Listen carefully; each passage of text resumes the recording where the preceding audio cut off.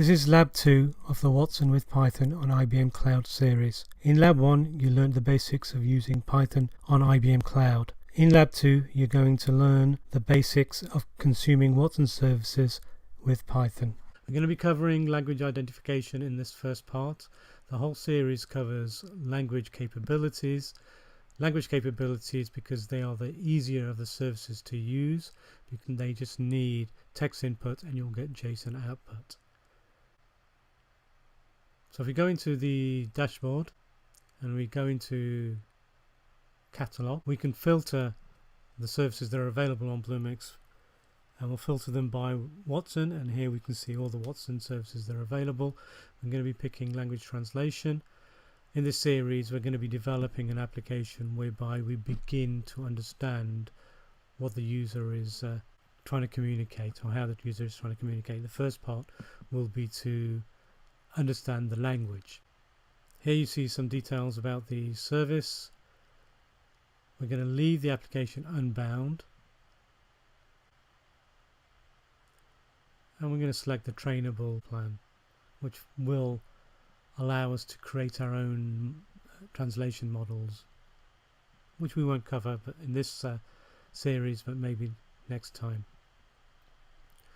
So we instantiate the service, and the service credentials option on the left hand side gives us the basic information that we need to be able to use this service. So there's the entry point, which is the URL, and then the credentials, user ID and password, and I've deliberately obscured them because I don't want to compromise these services, because whenever I use those services, Watson knows who is these credentials have been given to, and hence who to charge for consuming the services.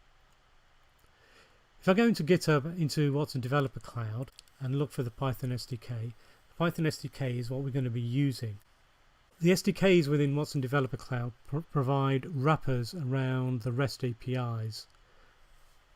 All the Watson Developer Cloud services are available as REST APIs, and you can consume those directly, but the wrappers, the SDKs, make them easier to consume. So in examples, there is an example of how to use each service. So we pick language translation.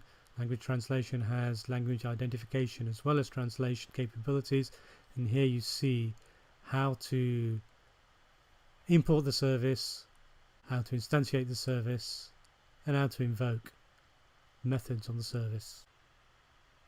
More detailed documentation can be found in the Watson Developer Cloud homepage. If we find the language translation service, come to its homepage, and there's a documentation button from which we see an API reference, and here we can see samples in Curl, Node, Java and Python for this service. So if we have a look at the identify language, we'll see how to invoke the service, what we need to pass in, just a simple text, and the response that we're going to get back. It's going to be an array of languages with a confidence language and a language. We'll be picking the 0th version, the first one.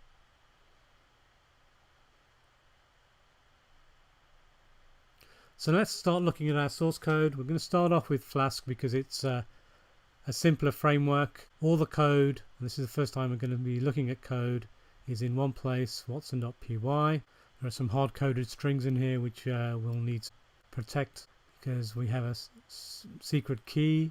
That secret key is used to sign forms that come in, so that does need to be kept secret. So if you do put this file into a repository like Git, then you're going to have to move this key into a separate credentials file, something we'll cover in course 3. Near the top we bring in the SDK and pull in language translation from the SDK as per the documentation.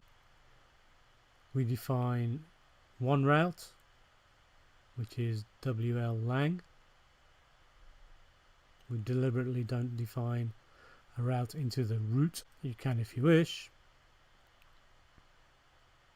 we instantiate a form, and the form only has one field, or two fields, a text area field and a submit button. We then instantiate the service, the language translation service, passing in credentials, and here I'm going to tap in the username, password, credentials that I've got from bluemix.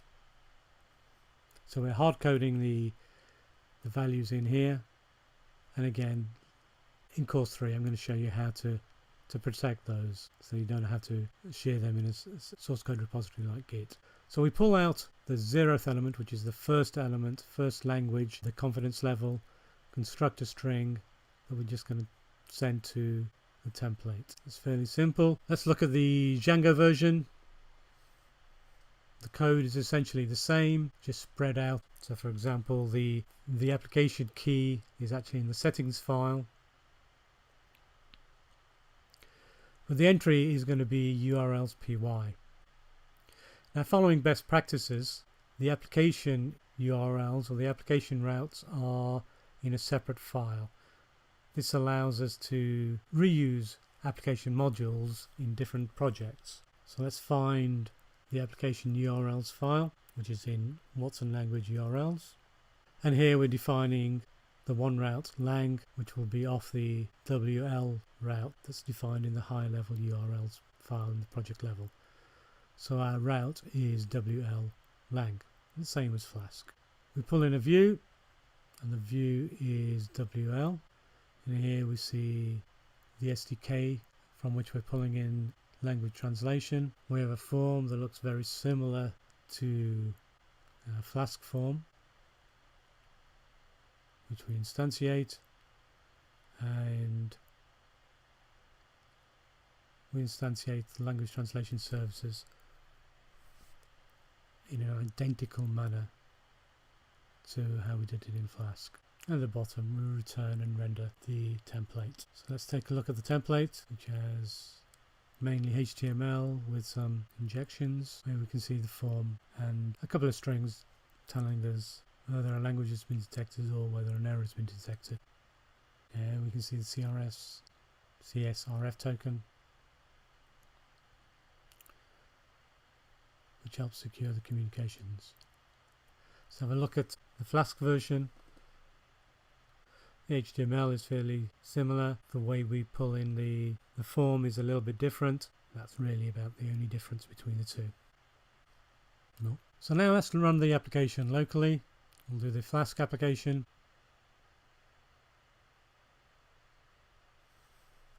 Now that we've wired in language identification, we shouldn't be seeing the errors we were seeing before, the credential errors.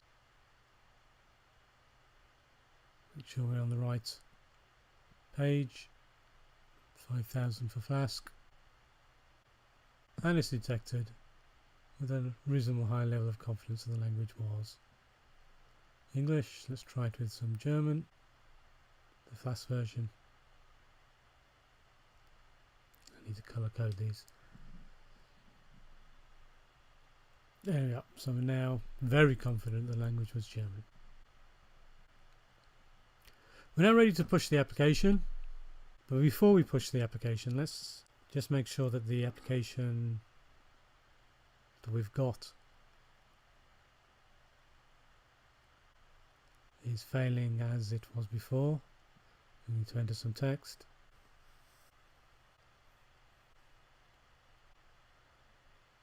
So there we are. The application is running and we're getting access errors due to invalid credentials, which we were expecting. So now I'm ready to push this application. I'll push the changes to the application. It's going to take a bit longer because it has to destroy what it's already got and then rebuild. And the rebuild again is building the Cloud Foundry stack. It builds the Python build pack. It builds in the Python runtime. It brings in the application prerequisites and then the application itself. This is going to take a little bit longer to restart. Application has restarted, so we'll try it out with some English text. and some German.